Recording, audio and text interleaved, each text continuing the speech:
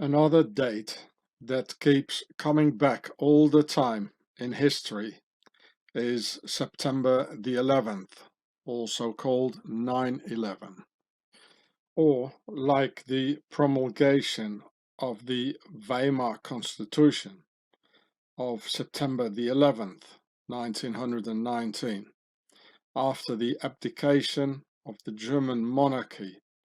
So a very important and very bad day for Pharaoh. Here you can read it. Following the Wilhelm II abdication and the German Revolution, all German nobility as a legally defined class was abolished. On promulgation of the Weimar Constitution on 11th September 1919, you read it, 11th September. So of course, it has something to do with 9/11 because this is a very bad day for Pharaoh. Very important day. Here I go on. All such Germans were declared equal before the law. There were 22 heads of these former federal states titled as for the four kings of Germany, Prussia, Bavaria, Saxony, and Württemberg. There were also 6 grand dukes, 5 dukes, and 7 princes, who along with all their heirs, successors and families lost their title and domains. They lost their castles, they lost their titles, everything. So, this is one of the reasons, they did the New York attacks on 9/11. The German emperor fled Germany. So September the 11th, the day of the Constitution, is still remembered as a very black day for Pharaoh's nobility. Here you can read it. Kaiser Wilhelm, the Emperor of Germany, fled the country. So, on September the 11th, 1919, the monarchy lost everything in Germany, and fearing that this phenomenon would spark worldwide. Therefore, Pharaoh chose this very same date of losing everything for their 9/11 New York attacks, for the start of winning everything back. Everything they lost on that very same date. And to force humanity back into a feudal system by Pharaoh's worldwide nobility. And that's why we see the fiercest at the moment in the Crown's colonies, like in Australia. So whoever thought that 9/11 was related to the abdication of the German monarchy and its promulgation of the Constitution on September the 11th. Nice, we see. And going back even further, there's also Pharaoh's sacrificial holiday called Enkutatash on September the 11th, on 9/11, and nowadays still celebrated in Ethiopia, where they had Emperor Haile Selassie, another member of the Order of the Garter, also called Rastafari, who reigned from 1930 to 1972. There you go, you Rasta guys. Your idol here, called Rastafari, was a knight of the Order of the Garter and part of what you call Babylon. So maybe you should smoke a little less and change your name from Rastafari to Rastafari is a part of Babylon. And also your big Rasta reggae hero, Bob Marley, was a Satanist and a Freemason. Yeah, just look at the songs here. This song is entitled Cornerstone. The stone that the builder refused will always be the head cornerstone. The stone that the builder refused will always be the head cornerstone. You're a builder, baby, here I am, a stone. Don't you pick and refuse me, 'cause the things people refuse are the things they should choose. You know, this is a praise to Freemasonry, the cornerstone, very important to them. You find it on the $1 bill, eh? So I propose a title for your next Rasta reggae song. Too much smoke, no good. Marijuana, weapon of Babylon, to create dumb slaves who sing the same melody over and over again for the political indoctrination hypnosis over and over again for the sleeple and narcotics, it means sleep, for the sleeple. Rastafari. Ras means a prince, an Ethiopian Semitic language. Ras almost sounding like Hross, and Ras is most likely from Horus, the prince. And Fa in Pharaonic Demotic means to arrive, and Ri the sun. And Ta, I don't know, without my books. So Rastafari means Horus arrives from the sun. And Tafari was his original name of the Emperor Haile Selassie, called the Prince Tafari, Ras Tafari. I told you so. It's always Pharaoh's aristocracy behind it all, and taking all the glory being adorned, as in that King David Messiah story. And here the Messiah is called Emperor Haile Selassie Rastafari. It's always the same master-slave show. Here it says, Rastafarianism, it's a religious cult based on a belief that Ras Tafari, the Prince Tafari, Haile Selassie, is the Messiah, and that Africa, and especially Ethiopia, is the promised land. Because Rastafari, Haile Selassie, also is a direct descendant of King David and his son King Solomon. You all see the line of the nobility here, eh? The very same religious hocus pocus to worship some pharaonic king or emperor as if he were God himself. And for the slaves, oh, so nice to be part of an influential group with big shots like kings and emperors, to be honored in this pure idolatry of Pharaoh, being the total deceptive contradiction about what they sing about love and freedom and whatnot. The Emperor Haile Selassie, Rastafari, was a direct descendant of King Solomon and the Queen of Sheba. Therefore, the line of King David, with a crown on its head and red eyes, also the general line of the nobility, and the seal of Solomon, and also the Swiss cross. Here, this is a Swiss cross on a red underground. In the royal banner of Rastafari, the Emperor Haile Selassie, of the direct descendant of King Solomon and also of King David, of course. And of course, wearing the same pharaonic sash, octagons, and Templars crosses on his chest as the rest of these pharaohs.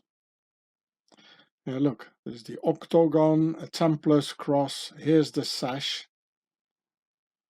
and this is what a pharaoh looks like. They got these very long noses.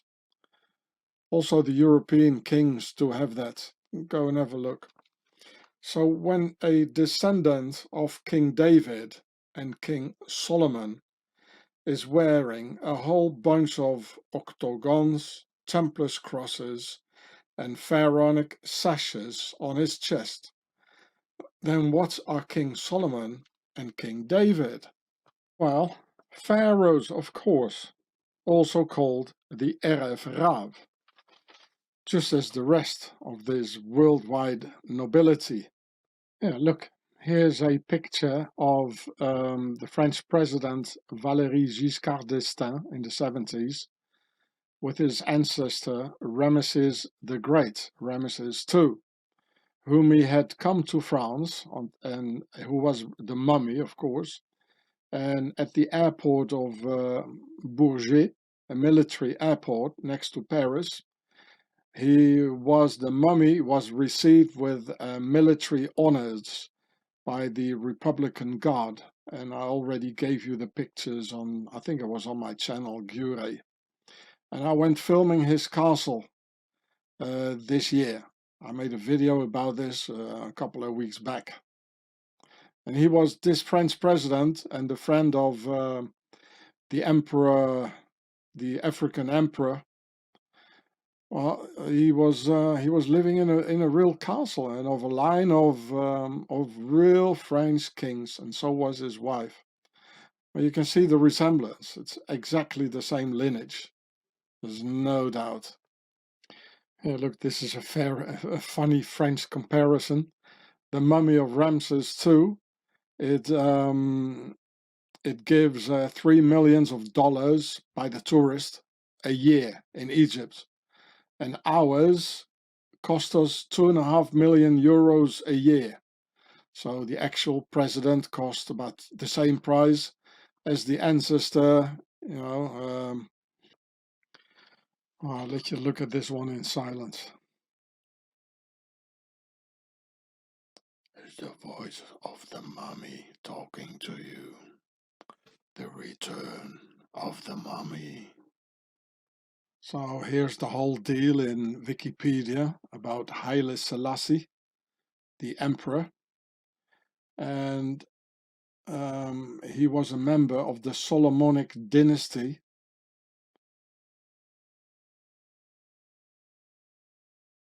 Oh, there it pops out. The Solomonic dynasty, also known as the House of Solomon, was a dynasty of the Ethiopian Empire formed in the 13th century. Its members claim lineal descent from the biblical King Solomon and the Queen of Sheba. So, and who traces lineage to Emperor Menelik, the son of King Solomon, and Makeda, the Queen of Sheba. So here is Rastafari in Wikipedia. And here it says, Rastas accord key importance to Haile Selassie, the emperor of Ethiopia between 1930 and 1974. Many regard them as the second coming of Jesus and Jah incarnate. Jah is their name for God, from Yahweh, of course, Yahweh. So it's always the aristocracy who are the holy ones and the saints and the pharaohs, and we are their slaves. And they all got lions like here and with crowns, and they see themselves as gods, really. They behave like gods. That's why Jesus is the Son of God from the house of King David. And this one is out of the house of King Solomon, who was the son of King David. You know, we have to adorn and to worship these pharaohs who think they are gods. They pretend they are gods, raping our children and pushing into endless wars. And now, you know, the whole feudal system coming back. This is why in Germany this pyramid concept of three hand sign was found in a tomb of some Erev Rav pharaonic descendant, using of course the same letter type. It's so simple, people. Just like anywhere else in the world, there are the masters and the slaves. In this case, the jaywalker slaves and the Erev Rav pharaonic masters, both using the same Hebrew letter type. When Prince Charles, or his mummy, the Queen, writes in English, does that mean they are one of us? No, of course not. So if a Semitic master, also of the pharaonic bloodline, writes in Hebrew, showing Pharaoh's concept of three, does that mean he's a jaywalker slave? No, of course not. The normal jaywalkers I know through my YouTube videos, they're absolutely disgusted by these sort of things. And they're even more disgusted to find it on a tomb with Hebrew letters on it. I can promise you that. These are not jaywalkers doing these sort of things. These are all of pharaonic descent and Satanists showing their all-seeing eye, the pyramid, where they all come from. And the jaywalkers I know, like in Israel or in Los Angeles, they say that Israel is a fascist state with a Nazi government ruled by the Nazis. And these are jaywalkers in their so-called own countries. You know, it's everywhere the same, wherever you go in the world. Look, some more Nubian pharaohs. And it was the Nubian kings actually who enslaved and chained their own slaves, their own Nubian slaves, you know, and put them in chains to sell them to the slave drivers, who were also of aristocratic descent. The white people never took any slaves or any Nubian slaves, not at all. The white people, the white race, we were slaves, we are still slaves ourselves, you know, of kings and queens in this still very feudal times. Look, at this this thing here has a skull of a reptilian on his chest. They're all doing it. Well, I'm gonna stop showing all these pictures. There's so many pictures of it. So you see, these sort of things, it's very old. It's not a new pop culture. It's from Egypt. It's pharaonic, and it's evil. And I don't know any jaywalkers personally who do these sort of things. It's by the ones who built the pyramids, who own the pyramids, and who rule now over us in their Freemason lodges and in their castles. That's why they came up now with the new triangular attack on humanity, and especially in Australia. I'm sorry, I can't pronounce its name, because the machine would recognize the word, and my video would be deleted in Pharaoh's total feudal dictatorship. Just look at the fourth letter in the Greek alphabet. Read its name for yourself and watch the image going with it, which you just saw on the Erev Rav tombstone, and all these pharaoh pop stars doing. Here it is: 1, 2, 3, 4. A, B, C, D. It's the fourth letter in the Greek alphabet, showing a pyramid with three angles for the concepts of 4 and 3, making the 7 the holy number of the pyramid. So it's the fourth letter for the concept of 4, 1, 2, 3, 4. And it has 3 angles or 3 sides for the concept of 3. Altogether making 7, the holy number of the pyramid. Saying to all their pharaonic Freemason descendants, square and compass. And the thing they call the York, here it says, the York Rite Royal Ark Triple Tau Apron Freemason Masonic label. So this is the triple tau, you see, the T, the tau, triple, because the tau in itself, it has a square in it, and it's a concept of 4, and there are 3 of them for the concept of 3. And it's all, I can't say the name, it's all this form, what all the pop stars do, and what you found on the R.F. Raaf tombstone. Here, it's all over, it's everywhere, everywhere. My whole damn page is full of it. So with that new bug war attack variety, all royals and Freemasons know the whodunit part of the Pyramid War and Pharaoh's curse. You breathing in the mummy's dust. As JFK said, they're all hiding in secrecy, using scientific operations for their guerrillas by night instead of armies by day. And explain your kids watching Harry Potter what the Deathly Hallows really means. That it says square and compass of that death cult with their skull and bones, so therefore the name Deathly Hallows.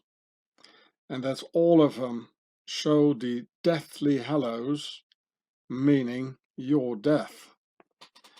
And here it says Virtus junxit mors non separabit, which is Latin, and it means, it says here, what virtue hath joined, death shall not cast asunder.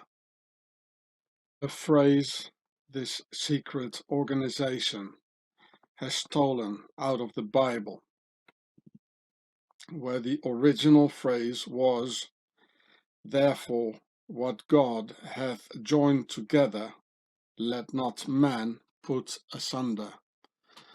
So the Freemasons just replaced the words God and man with virtue and death, because this secret brotherhood of perverts, pink list killers, and Satanists who come out of the Satanist Knights Templars wants to destroy the family so they can get hold of the children and turn them in something else than just a natural man or just a natural woman.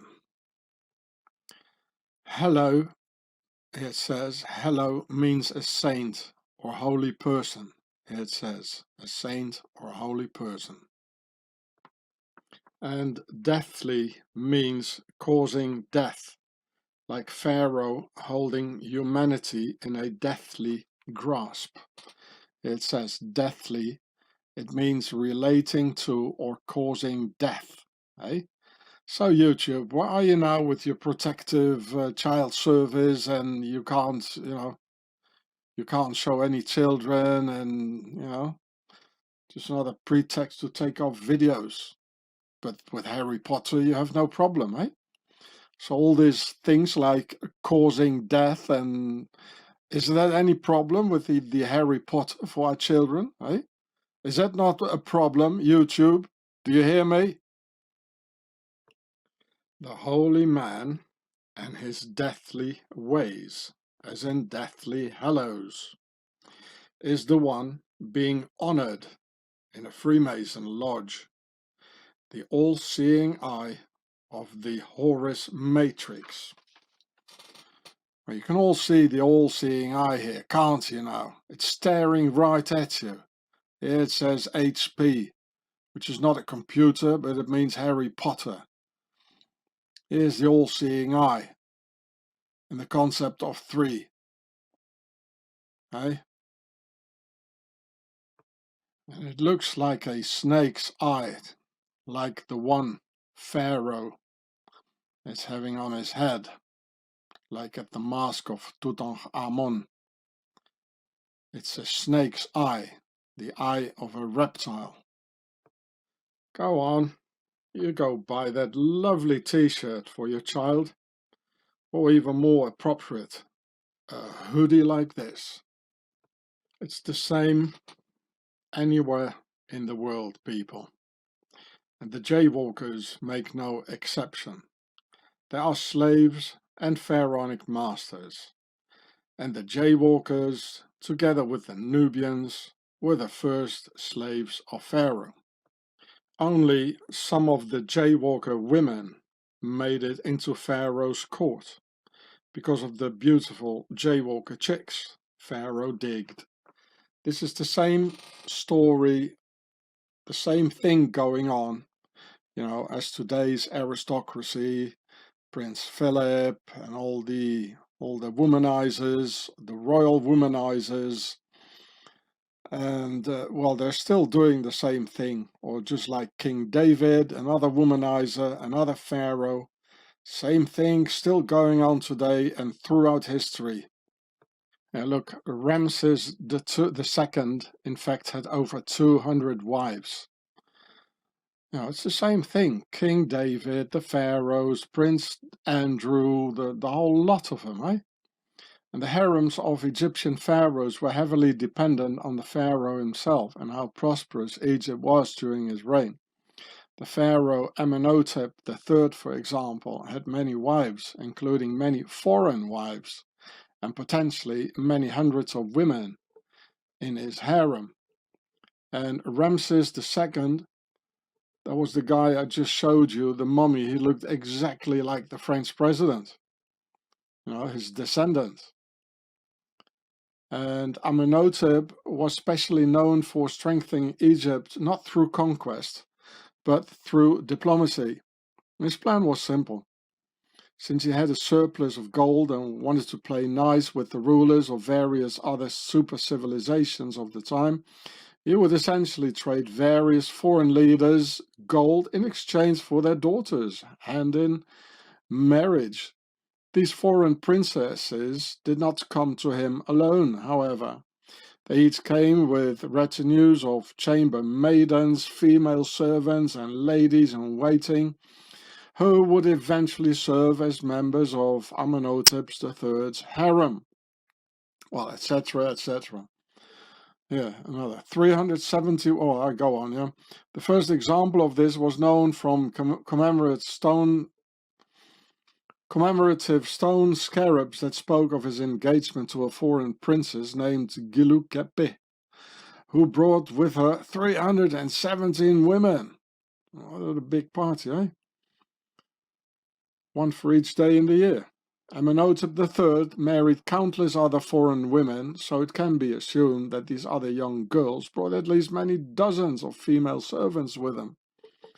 And this is why we have the first right. We got the first right in Europe, raping our women in the castle. Apparently the European women in the beginning, well, they didn't want to do this. So they had to rape and find a law to do it, They used prime noctis, the first right, le droit de cuissage, as they call it in French. Still the same thing, over and over again, like King David, Prince Andrew, and the whole lot of them, these royal rapists and pharaonic womanizers. Many jaywalker slaves of Pharaoh write me mails thanking me for me telling them a part of their own jaywalker history. like my friend here, Rabbi Moshe from America, and many others from Israel and all over the world. This is what he wrote me on May 6th, 2021.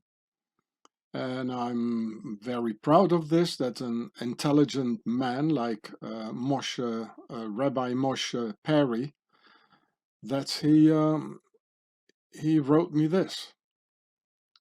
So he wrote me, I've been hunting for this pharaonic Swiss Nazi slime for 25 years and never came across your work until last week, when I was pursuing again the Priory of Sion in relationship to the probable authorship of the protocols framing we Jews for all of their vicious crimes against humanity. It's not true that the Jews won't help you.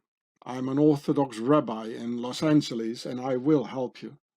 Problem with us is we are too timid and trusting of the powers that be, whom I call the slime, that is, or just the slime for short.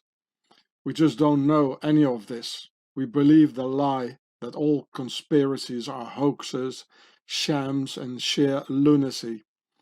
But I, for one, immediately recognized the truth of your story and how it answers all of my outstanding, ongoing questions which have persisted for many years until now, and how it is making it possible for me, finally at long last, to connect all the dots on all the various thread lines of evil being perpetrated against us, against the whole world, not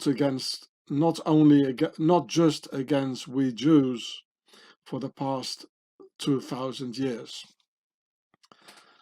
Thank you for that, Rabbi Moshe. I'm very proud of receiving this mail from an intelligent guy like yourself.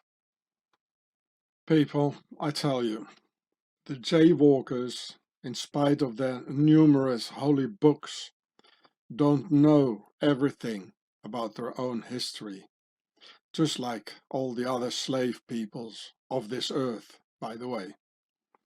This means the normal, simple jaywalkers are not the ones in control of everything on this planet, since they are desperately looking for answers themselves, just like the rest of us.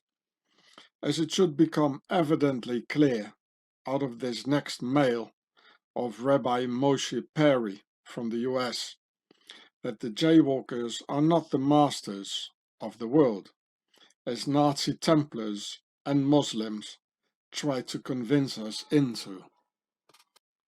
And for me, I find it absolutely fascinating how a rabbi recapitulates my information in his own words and out of his own world of being an Orthodox rabbi.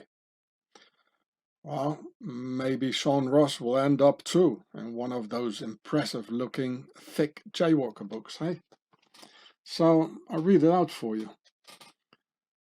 The Shemite plot begun by Nimrod, followed by Mitzrayim, it's Egypt, and Canaan. Now here's the whole sordid, sick plan they have operated under, never veering from it for over 4,000 years, since a couple hundred years after the great flood of Noah, when the Shemite clan, led by King Nimrod, turned against their brethren Shem and Japhet and devised a mechanism by which to conquer, enslave and rule over the entire earth, undetected until they could find a way to eliminate everyone, not them, and then have the entire earth to themselves without even God being able to stop them. They thought they had this won several times in history before, like at the Tower of Babel, but they failed. But here's the point. They have never given up, no matter how many times their satanic machinations were foiled, and now, as a result, 4,000 years later, they are on the verge of total victory via their evil, I call it Pharaoh's poison. Well, you can read what it is. I can't pronounce it because of the machine, people. There's more, but this will do.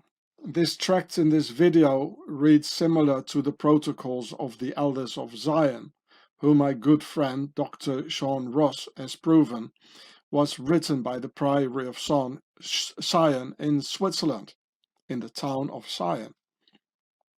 The Priory are or were the spiritual and political head of the Knights Templar. They are not Europeans and were never Christians, only pretended to be. They're all pharaonic Egyptians who invaded France during the late Roman Empire in the year 300. They also came down north from Norway and may have formed the original feared, dreaded and loathed Vikings. In any event, these two entities built up all of Europe, all the castles and cathedrals. They even came to control the church. They comprised the entirety of the royal and nobility families of the world. To a man and a woman, they were all members of the Nazi Party. They own everything via their banks and fascist corporations.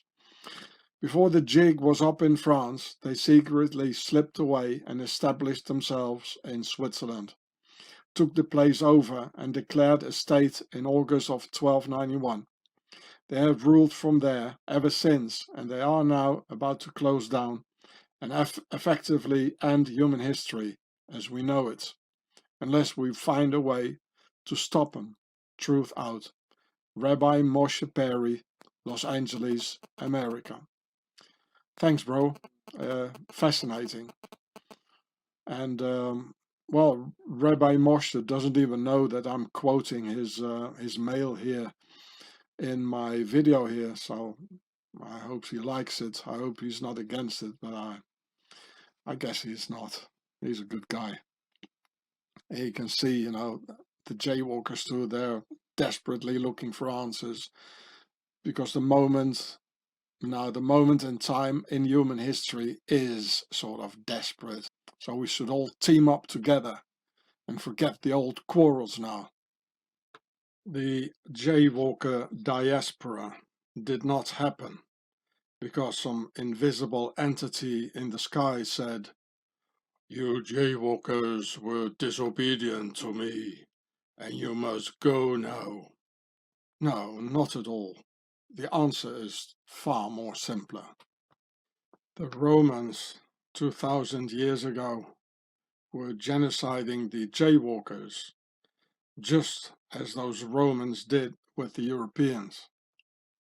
Only the jaywalkers said to themselves, "Well, let's go somewhere else before the Romans kill us all," which they eventually did 2000 years later, when the Romans called themselves Nazis, as all these attacks on humanity comes from Pharaoh and the pharaonic elite, whether it be the Romans, the Templars, the Nazis, American crimes against humanity, you name it.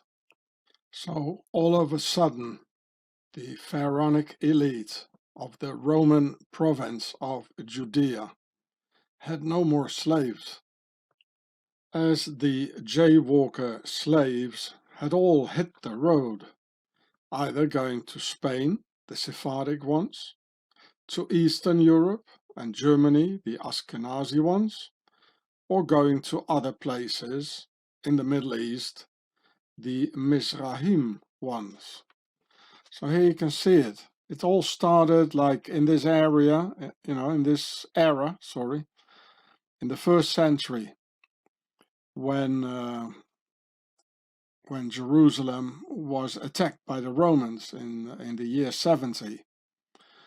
So these were the Mizrahim going here too, going to the other Middle Eastern places, like here too.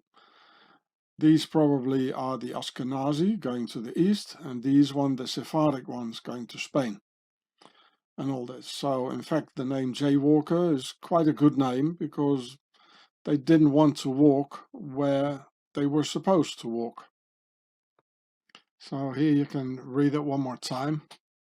It was the Bar Kokhba revolt, and many historians date this as the official start of the Jewish diaspora.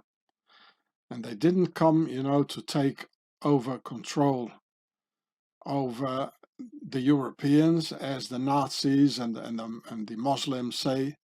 No, no. They just ran away because the Romans were killing them. And this Bar Kokhba revolt was, I think, in the year 130 or something. But it was during the Roman invasion. So it was because of the Roman attacks and the Roman genocides that these people, they just left, which was a intelligent move, It's a intelligent jaywalker move, and not walk on the pedestrian crossing, but somewhere else, like, and be a jaywalker. Very intelligent, good move. And with this, Zionism was born by the pharaonic elite of Judea, trying to get their runaway slaves back to Judea, or Zion, as they called it.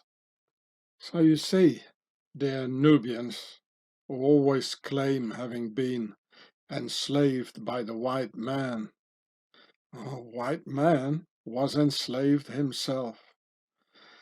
So if white men was enslaved themselves, then who was the slave driver? Have you ever thought about that, huh? Well, it was the aristocracy of Pharaoh ruling over the Roman Empire, where no less than 1/3 of its white population were slaves. You can read it here. 1/3 of the population were slaves, and they were white. So who's the slave driver? Or this here. It's not us, the white race, behind this all. And I'll prove it to you. I already have proven it to you. In the middle there's a square, and the circle around it represents the compass. So it says square and compass. And as the Freemasons come out of the Knights Templars, of Pharaoh's nobility, with their base Swaziland, so therefore the Swiss flag in the logo of the Ku Klux Klan. Because the big force behind the screens and behind Albert Pike was the Swiss Phileas Walda, which I explain in this video here. So go watch it if you want to know it, because I'm not going to repeat it all on my channel here. But it's difficult to find. If you put the title, it won't even pop up out, probably, as I'm blacklisted. But try it, and otherwise it's on this channel here. Even all the slave ships belong to the Swiss, because the Knights Templars had and still have a huge fleet, controlling all the seas. And I give you all the Swiss names of those Swiss slavery ship owners in this video here. So I made it in 2016. I got a couple of views on this channel here. So here's the title, and here you can find it. If you don't find it, like punching in the title, then just scroll down. Go watch it. And of course this video here, which I made 10 years ago, you all see, the Swiss flag. It's the same as the logo of the Ku Klux Klan. There you go, there's the title. I made it here 10 years ago, in 2012, for almost 10 years. Well, in 6 months it will be 10 years then. Look, here you can see Lord Balfour. And it was Pharaoh's nobility in 1917, England, trying to get their jaywalker runaway slaves back through the Balfour Declaration by the aristocrat Lord Balfour, born in a castle and descendant of dukes, marquesses, and earls.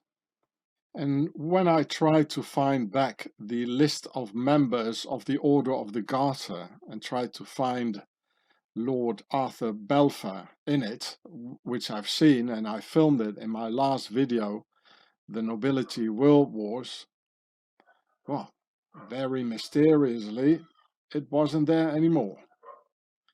Yeah, you can see that here. Well, it was somewhere all the way down. Now you don't see it yet. Oh, look. The whole crest has been taken out here.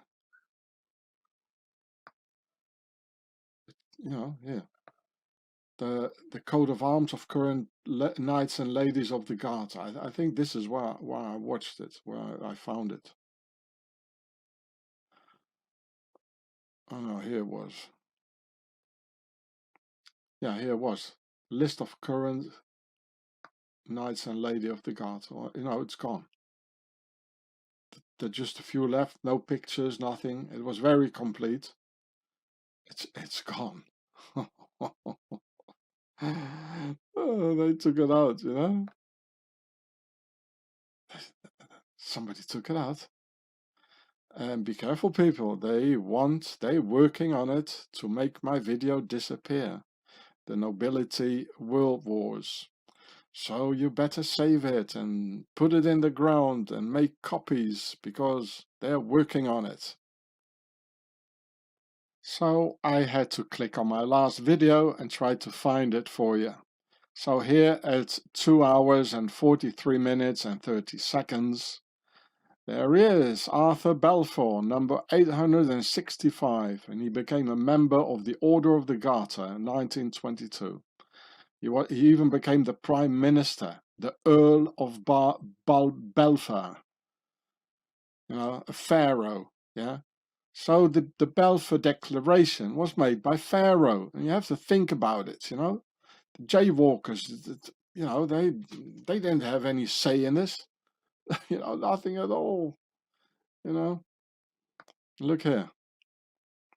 Yeah, the Nobility World Wars on this channel here, so you can find it there. So it's still there, eh? But they're trying to take it off. That's quite clear now. And it says, let's storm the castle.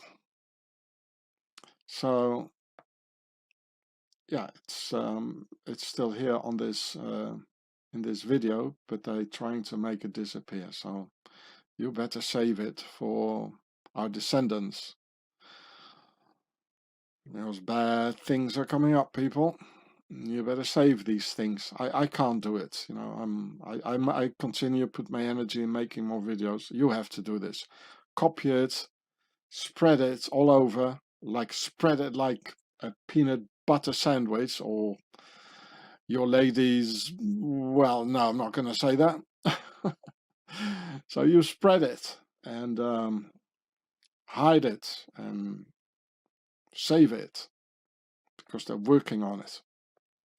There he is, Lord Balfour, the first Earl of Balfour.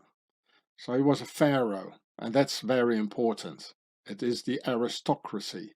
So the Balfour Declaration about, you know, was a public statement issued by the British government in 1917 during the First World War, announcing support for the establishment of a national home for the jaywalker people in Palestine, then an Ottoman region with a small minority of jaywalkers. So it says here it was the British government that decided over the jaywalker people. And of the British government, they're all aristocrats, of course. We're all pharaohs, so they decided it all. And what I wanted to show you, oh here, look. He also suffered, here in blue, he also suffered from public anger at the later stages of the Boer War. Counter-insurgency warfare characterized as methods of barbarism. Well, they just don't want to say it, you know, the English, that they murdered 28,000, you know, white boar Christian children, defenseless children. They just don't want to pronounce it. And especially, you know, if, so he was behind it as well, you know. The guy was a butcher, like the entire aristocracy. Look, this is why he was born. Whittingham House. It's a bloody castle. Look at this pharaonic thing here with 4 pillars. Oh yeah, it's 4 pillars for the concept of four. That's us, the people, holding it all together. Like we are the pillars of them. And here's the concept of 3. You know, this thing all the pop stars are doing. Eh? Find it everywhere on the fronts of houses and palaces. I don't know really what it says here. Interesting. They got a nice sunroof. Whenever there is sun at all in Britain. Yeah. So this was not a normal person, you know, this is the upper class, high aristocracy, you know. And of course he must have been, you know, otherwise you don't become the Prime Minister of the United Kingdoms. It's impossible. So, you know, look. He, his father was a Scottish MP, Member of Parliament. Oh look, also his mother, a member of the Cecil family. She's from the Marquess of Salisbury. Yeah, look, and look, they got the Order of the Garter in their coat of arms. You see, so it's been running in the family for a long time, and it's the Earl of Salisbury, the Marquess of Salisbury. His godfather was the Duke of Wellington. Oh, there you go.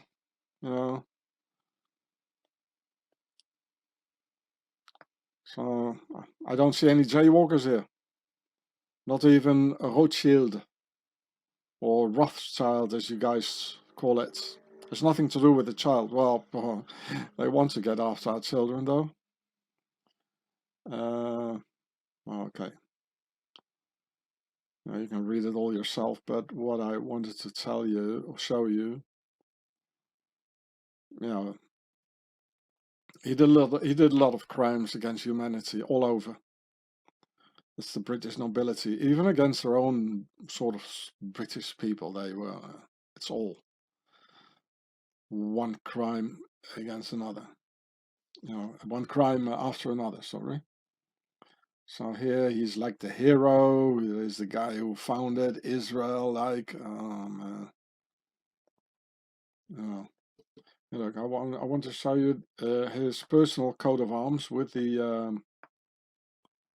Oh, there it is. That's what I wanted to show you. Look, that's his Order of the Garter thing. And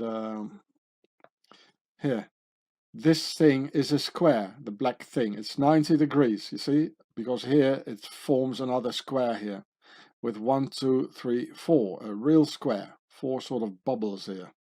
The bubbles like fitting into the. So it does say, you know, this square for the concept of 4, then there are 3 stars for the concept of 3. So it does say square and compass.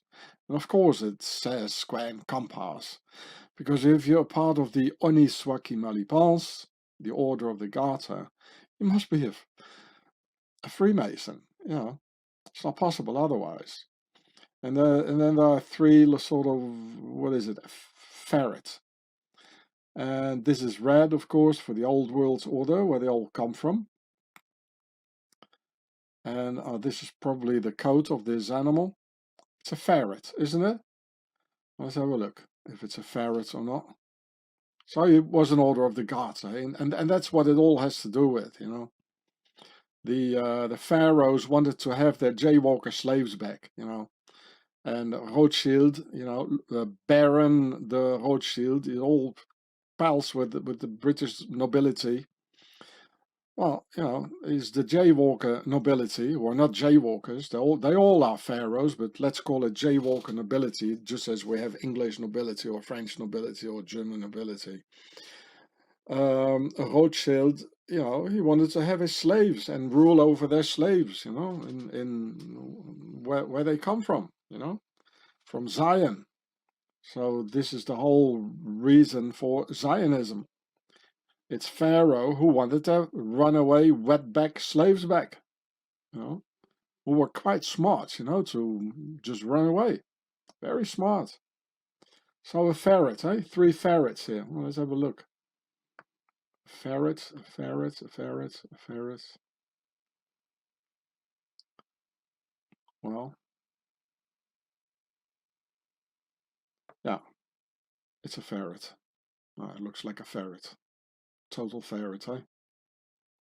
Just gnawing, you know, all our rights away under our feet, just like today. And his equally pharaonic nobility pal of Lord Balfour was the Baron Walter de Rothschild, or Rothschild in English, who wanted the jaywalkers back, because the house of Baron de Rothschild are the pharaohs entitled to rule over Judea and its recalcitrant runaway slaves, those disobedient jaywalkers, not at all being disobedient towards their God, but disobedient towards their nobility masters. And we all know this seal here is the seal of a king. It's the seal of King Solomon, a pharaoh, a king who was of pharaonic descent, as they all are. So this is Wikipedia, the Rothschild family. And look, here's their coat of arms. I know these are pharaohs, people. This is the aristocracy. Otherwise, they wouldn't have a coat of arms, eh? Look at that. All pharaohs. Well, oh, it looks very familiar, doesn't it? So, you know, so I don't have to go and look for if he's a member of the Order of the Garter, do I now? Because here's the symbol of the Order of the Garter, you know. You got the unicorn on one side, Mont Droit, as the Templars, they took their rights, and it's not chained here. So they freed it. You see the unicorn here. And on the other side, Dieu, you know, the divine right of the aristocracy. There's the king. This is the logo of the Order of the Garter. Then there are 3 crowns, which is them, our masters. That's the sign, the concept of 3 for the nobility. Usually there's only, you know, only 1. And here's the seal of Solomon, of course. Here's some. This is the, you know, with tail like this, it is the, I forgot the name. Okay. So the problem was nobody has asked the question, why did the nobility want to have the foundation of the state of Israel? Because apparently the nobility wanted this. Why? Why does nobody answer that question, or you know, ask that question? It's so important, because everybody is so, you know, so on you know, the religious dogmatism. You know, the slaves are divided, my religion is better than yours, and you know, and all this, and I've got a nicer skin and you don't belong here, and all that, you know. And this is exactly what Pharaoh wants, you know, divide and rule. Why nobody asked that question? Why the nobility? But because apparently it is the nobility who founded that state of Israel. Well, the answer is very simple. Because at that moment, for quite a long time, for the last 2000 years, there were pharaohs, nobility, who didn't have a country to rule over anymore. So they found themselves in other countries, and they had to split up, and one Rothschild in England, another one in Paris, another one in Geneva, and another one in Frankfurt. You know, because they didn't have any country anymore to rule over, because the slaves were gone. And that's what happened, people. The slaves were gone. They went on a jaywalk, eh? They went on a jaywalk, eh? It's a good name for the guys, a jaywalker. You know, it's a perfect name. It's a name full of honor. Very intelligent, you know. It's in their book, you know. If you take up the sword, you'll die by the sword. And okay, they stuck to it, eh?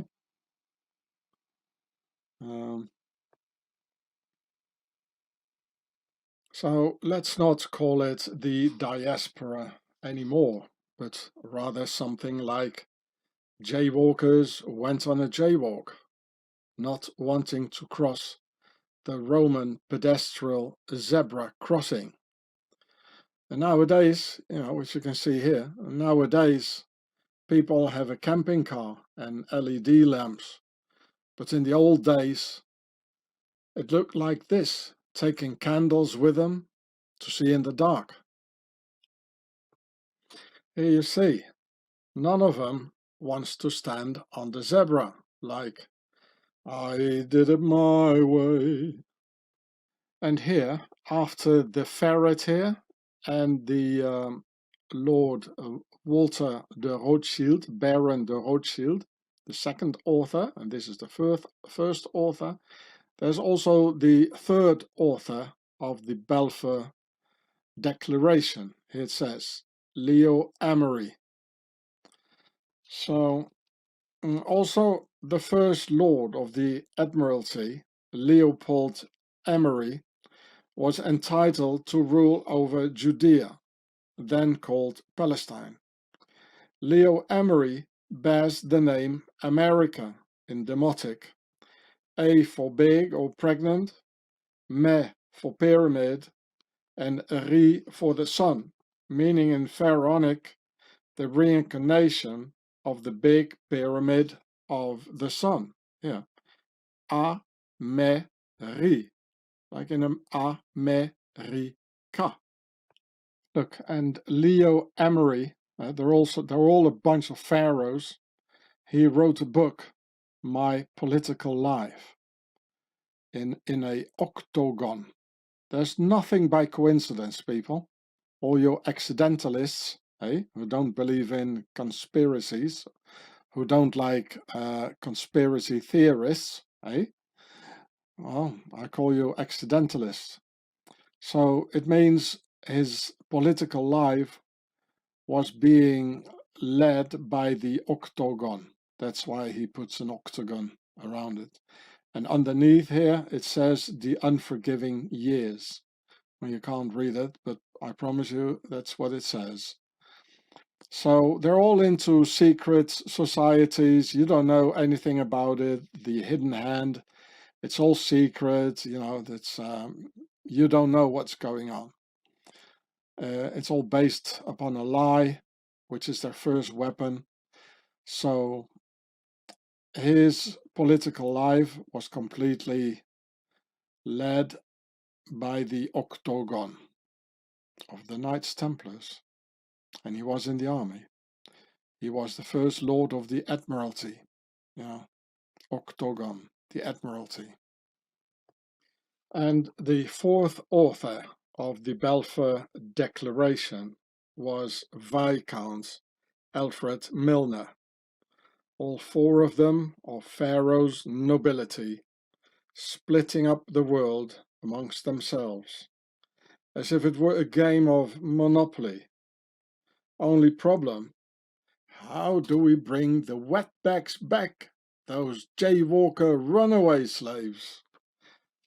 We can't have an empire without any slaves. How are we going to do this, eh?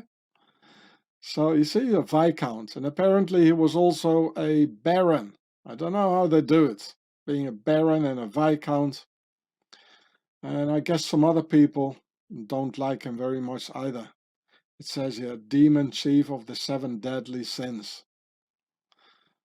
This one was a very dangerous one, all of them. So here he's standing with the hidden hand, you know, so, oh, he must have been a Order of the Garter as well. So, well, let's go and have a look, shall we now?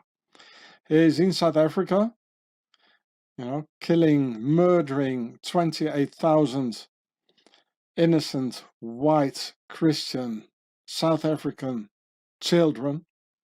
So again, you know, you Nubians and also Indians, you know, how come, you know, the white man is being murdered everywhere and in concentration camps, used as slaves? How come? I mean, who's doing it if the white man himself is the slave and being murdered and in concentration camp? So who's doing it, eh? You know, but you probably don't want to think about that, eh? Because it's so much easier to say the white man did it and go and cry, or the jaywalkers did it, you know, instead of do some good old real profoundly thinking about who really done it. So here, Alfred Milner, the first Viscount Milner, where you can fill up a whole 5-hour documentary or 10-hour documentary only about this guy and his crimes. I can tell you that.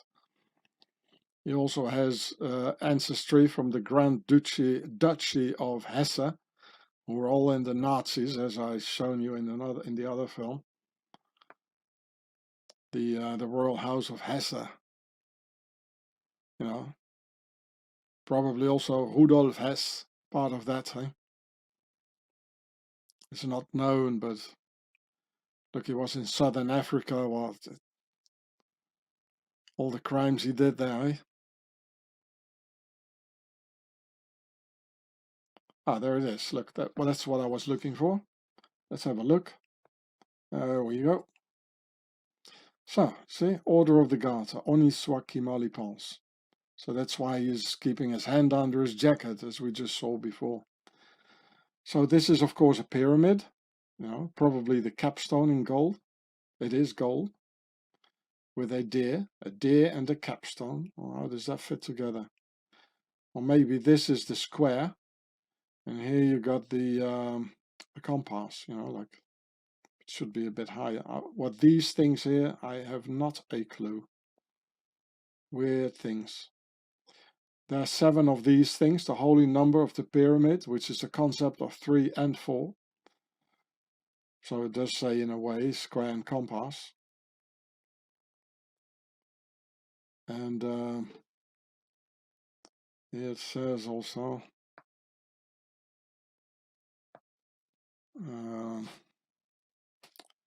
all about his time. Oh, he was in the Afrikaner Bond. The Afrikaner Bond. There was the Freemasons in South Africa who sold out South Africa to the Zulus, for instance, you know, who were not even the first persons in South Africa, you know.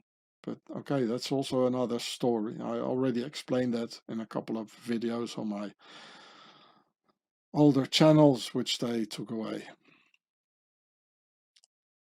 So-called anti-imperialist political party, the Afrikaner Bond. Well, forget it. Forget it. Yeah. And it also says here, you know, he was in Transvaal, the Second Boer War. Wow.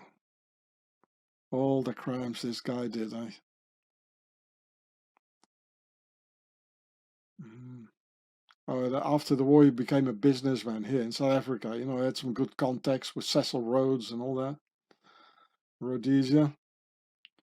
So it's all about, you know, making a lot of money and to protect all the money and the wealth so they don't have to work a single day, and neither do their children and their grandchildren and all the descendants afterwards, you know. To protect it, they have to lie and lie and lie. Use the newspapers, use the media, you know, to keep us under control, you know, to protect all their wealth. They are in politics, it says. They are in politics, they're in business, they are in wars, they are in secret societies, and they're killing us by the millions. Right? And there are no jaywalkers, people. This is the aristocracy. It's of Pharaoh. They're all pharaohs. It was there again, the Dullens Conference. Well, it's the next war he's in. Oh, the First World War. Also a secret gathering here. Yeah, Lord Milner, he's with Winston Churchill here. Well, they knew each other, of course, from South Africa. You know, how they were, just like Prince Harry, do some good old fox hunting in South Africa, eh? Children foxes, white South African children foxes being chased down by the nobility, eh? Well, okay, well, I can go on for hours about it. Well, there he is. The first Viscount Milner of the KG, was a KGB. Okay, well, that makes sense. A High Commissioner for Southern Africa, arriving in the Cape in May 1897. So this was like a local king over the South Africans, eh? A local pharaoh. So this Viscount Milner, he also played a big role in the murder of Boer children in British-made concentration camps. These are the ones responsible for it all. The Killer Kings and their Freemason political order of the lie. Here, look at this, Theodore Herzl Lodge. And therefore, it is no wonder that there are Freemason lodges in Israel by the name of Theodor Herzl, the guy who organized the first Zionist Congress in 1897 in Basel, Switzerland.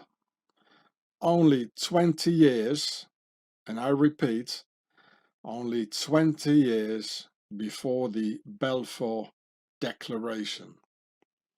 The Freemasons would never call one of their lodges after a non-Freemason. So this means that Theodor Herzl was a Freemason, for 100% sure, and working for Pharaoh's nobility, and probably also one of them, to get those damn runaway slaves back to where they belong. This is a statement by Theodor Herzl.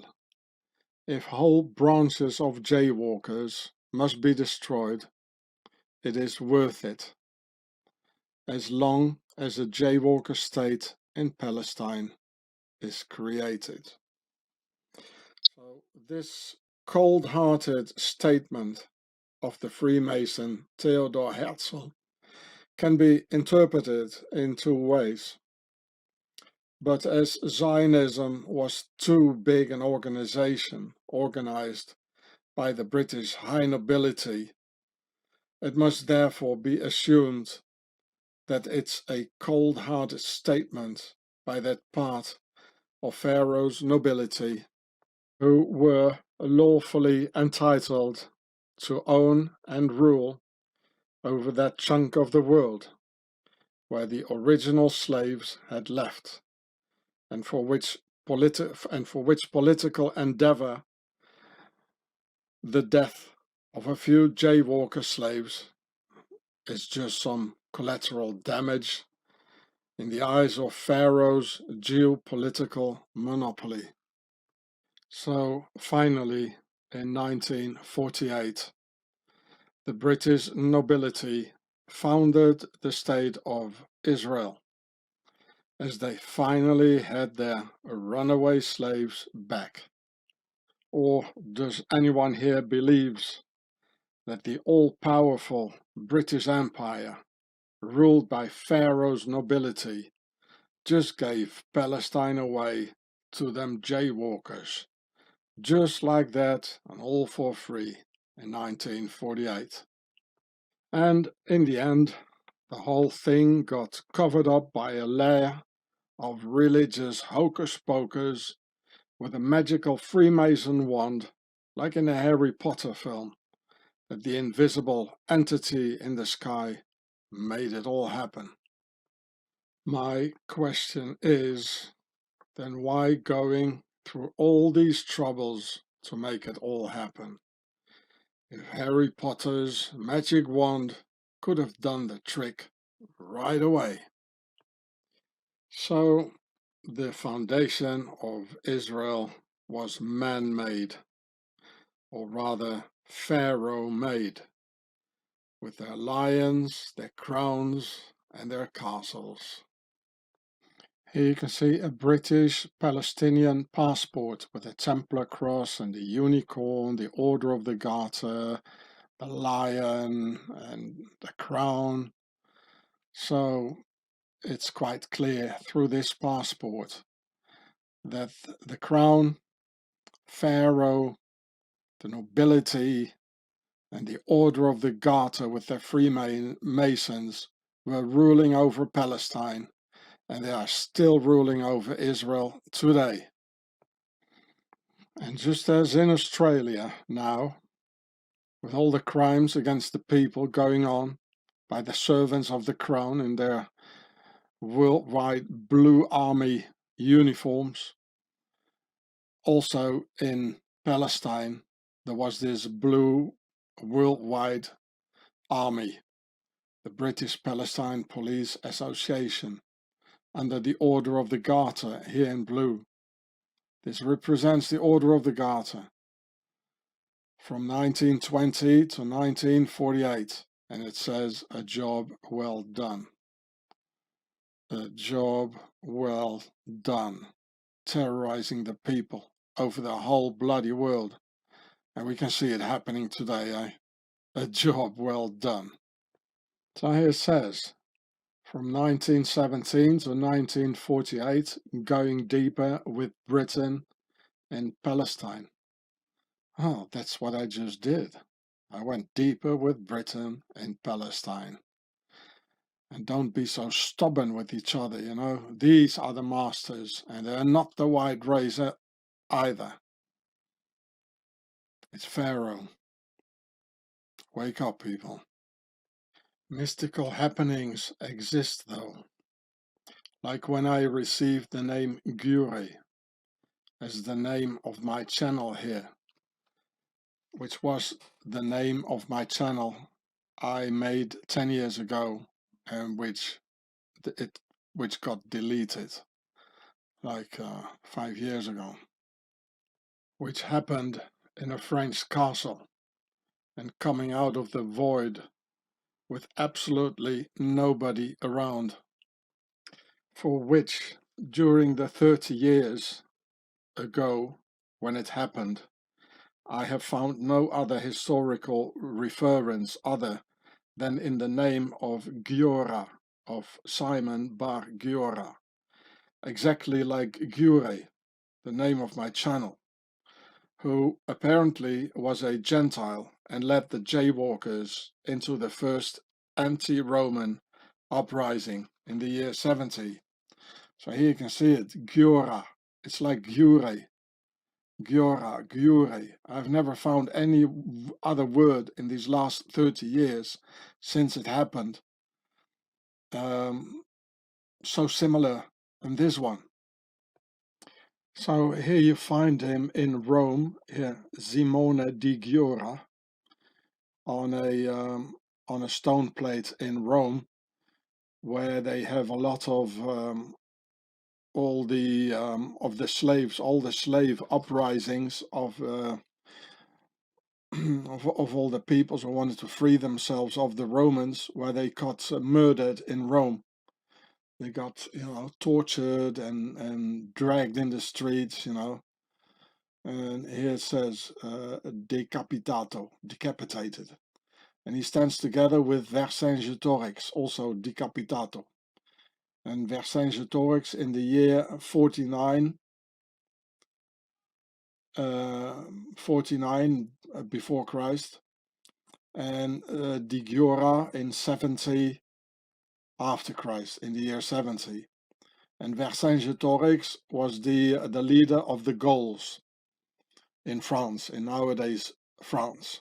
and was also murdered. The Romans cut out his eyes, and then they put him in a cage for I don't know how much time, and then dragged him in the street, or the whole cage, is to show it to the people. And Simon Bar Giora, like here Giora, the word Giora, just like Gyure, it means Simon, the son of strength. So Giora or Gyure, it means strength, or Simon the strong one. And he was also apparently a non-jaywalker, a so-called Gentile. And the guy who taught the jaywalkers how to become a wetback and cross the Rio Grande, officially called the diaspora, and leave the place to continue living somewhere else. We're all in a terrible fight for life or death now, in which the physical death of the entire human race after Pharaoh's bug war agenda is worse than one's own personal death.